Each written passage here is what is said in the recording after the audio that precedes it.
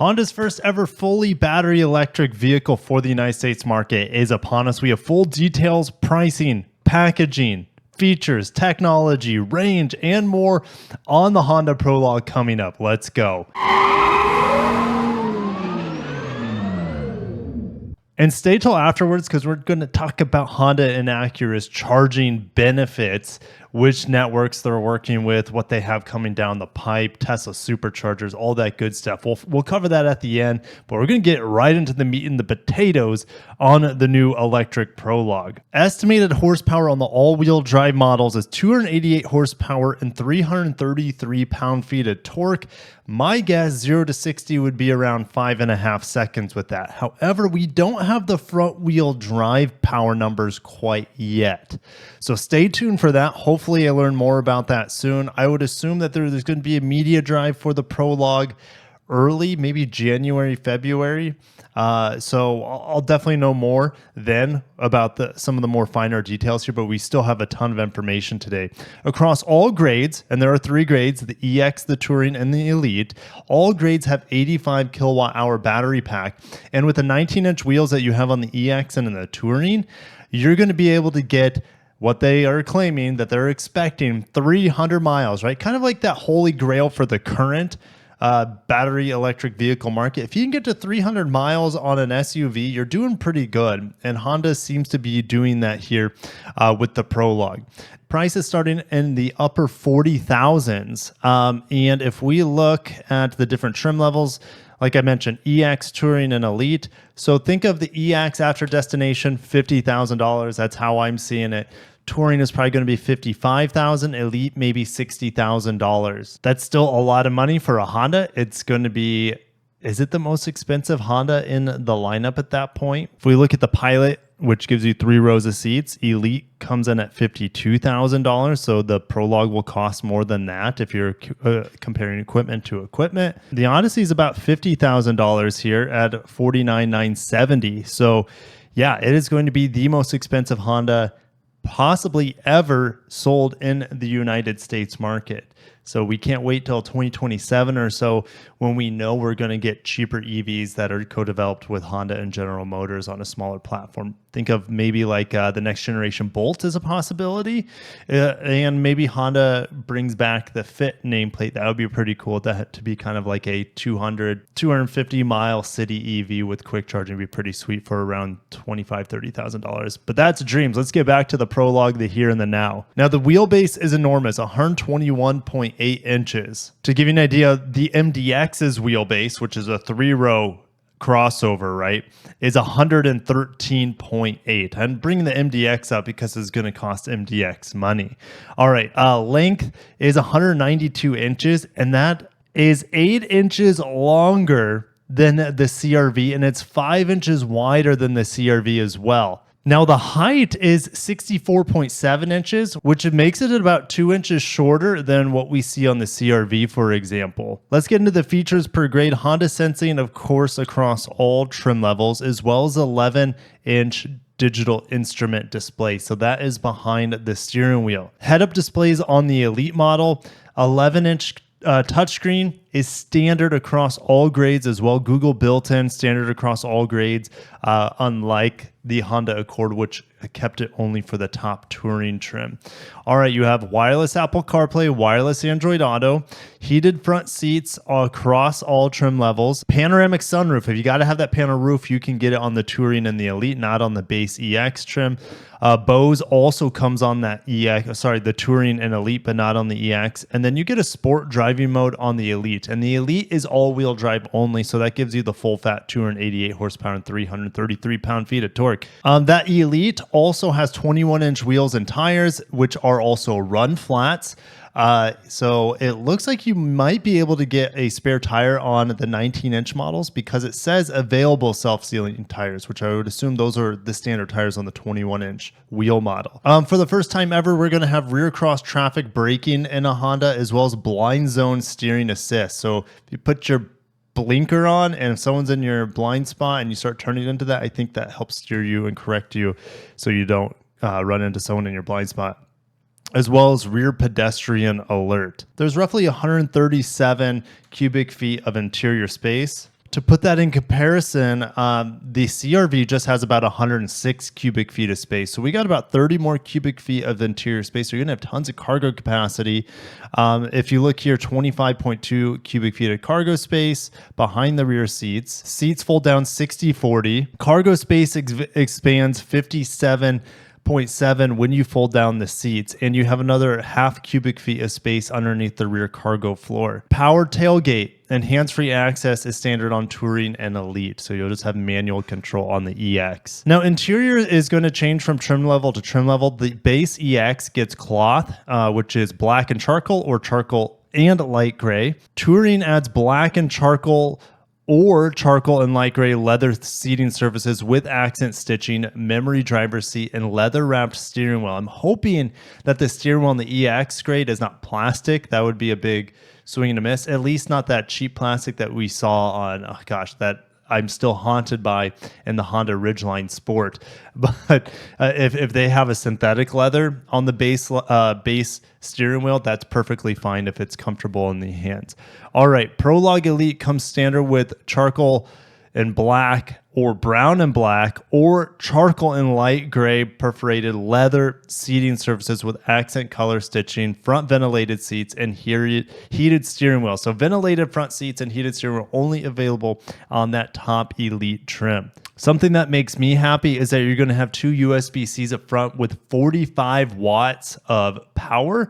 I'm in the BZ4X this week for review. Make sure to wait for I'm going to do a nighttime and a daytime review of that. So two different reviews, but that only has 15 watts of a USB-C power that I've found. So having the 45 watts is amazing.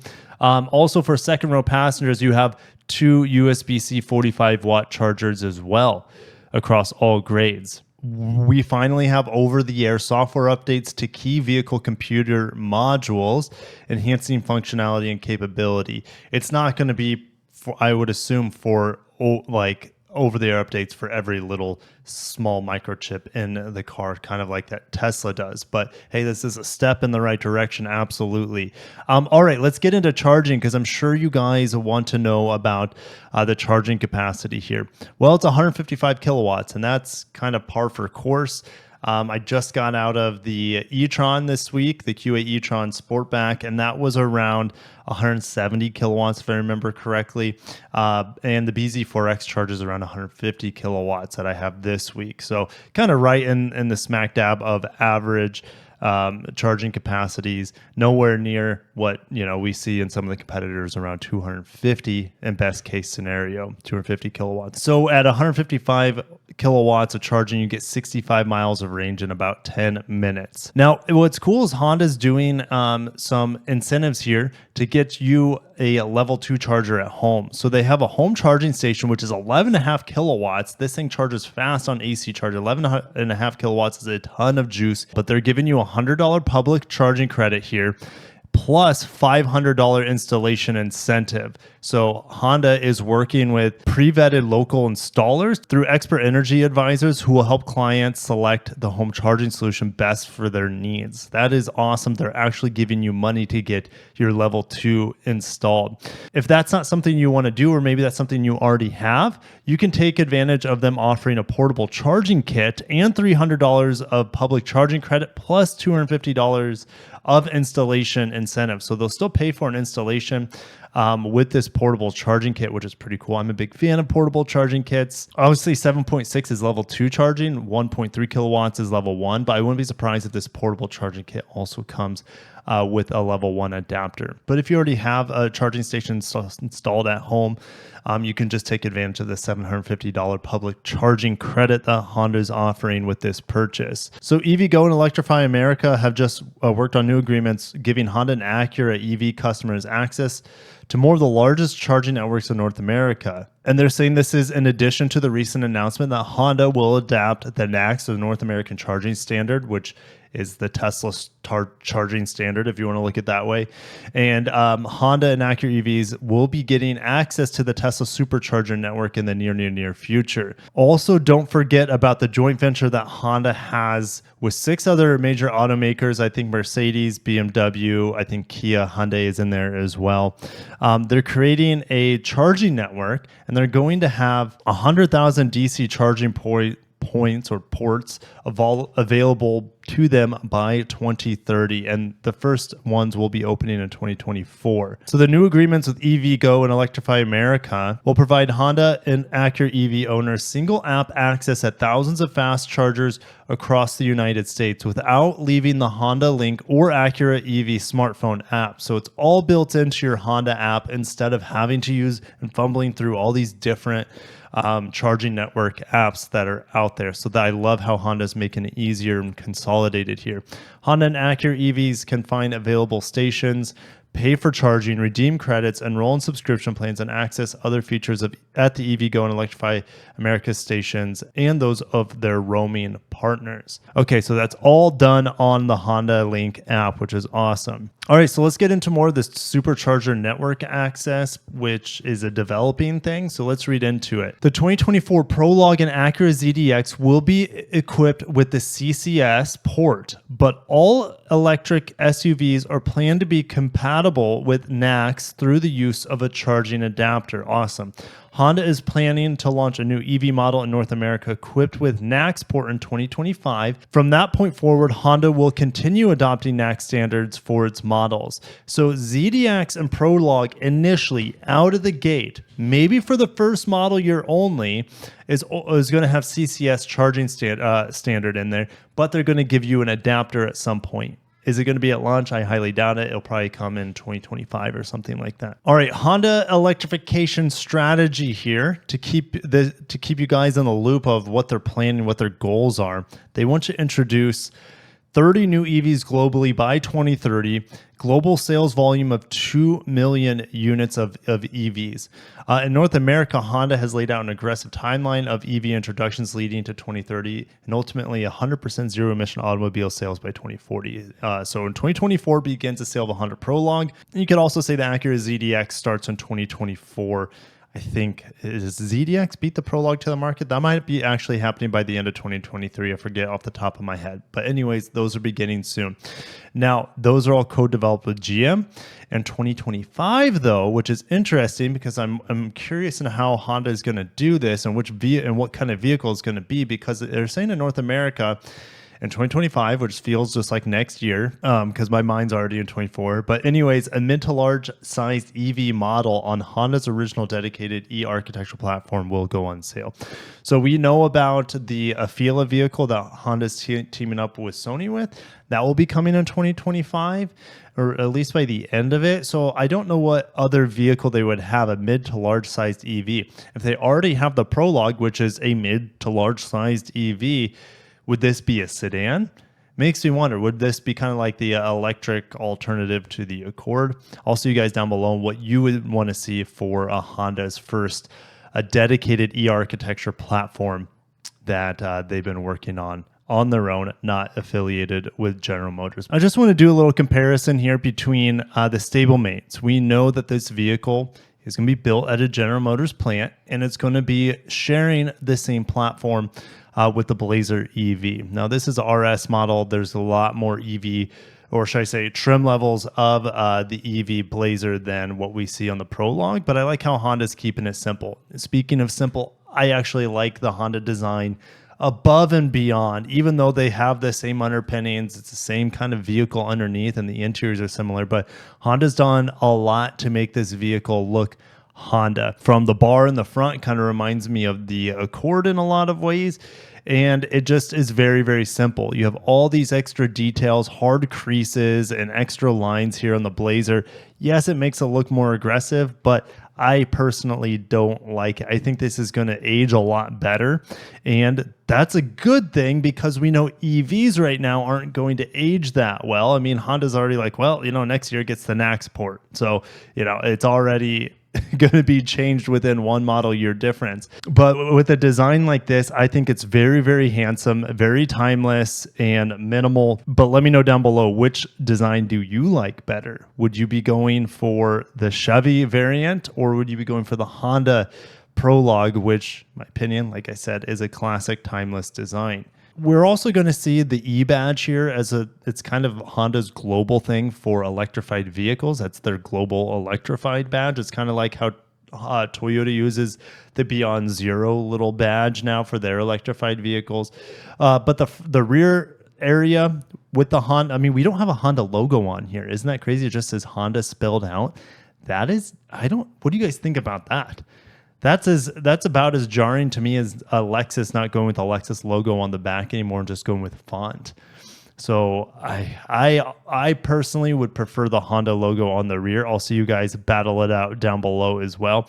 Now, this Elite trim is probably going to have some fancier things to it, such as the glossy black bumpers, more than likely, the glossy black wheel arches, the pieces down here. It also has the panel roof, which you can get on the Touring model as well. Look at this tiny rear windshield wiper, and I hope the visibility is pretty good out of the back of here. We got the blacked out roof rails as well. We know that this has the little Honda E-badge here again, and if we look at the charging port, it's right up here at the front left. That's where it is in the BZ4X. That's where it was in the Audi Q8 e-tron last week.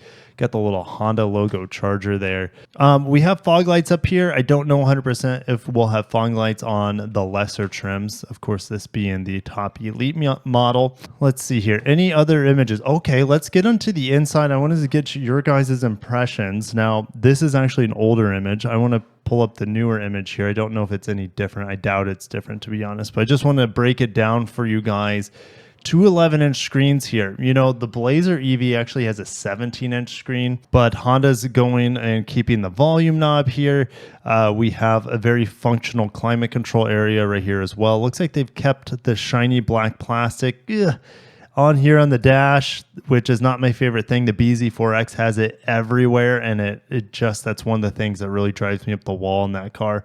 But yeah, Honda is still giving it the piano black, which is unnecessary. Here's a leather wrapped steering wheel, of course. We have memory seats, which you can get, I think, on the Touring and the Elite, of course. Wireless charger and your 45-watt USB-Cs right here, a little bridge so you can store things under. This is probably the charcoal and gray interior, which would be the interior I would be going for. And I like the white headliner as well. Here's your Bose sound system. Remember, that's available on the Touring. I think it's 12 speakers here on this car. So looking at the back seat, a lot of two-tone on the seats, on the door panels. I like the light headliner. Like I mentioned, we have some stitching around the headrest as well. Child seat latches look like they're really easy to get to. And I know you have two additional USB-Cs back there as well. There's a massive panel roof. And then here's the Moto Compacto. Look at them, guys. I will be riding it this fall one way or another.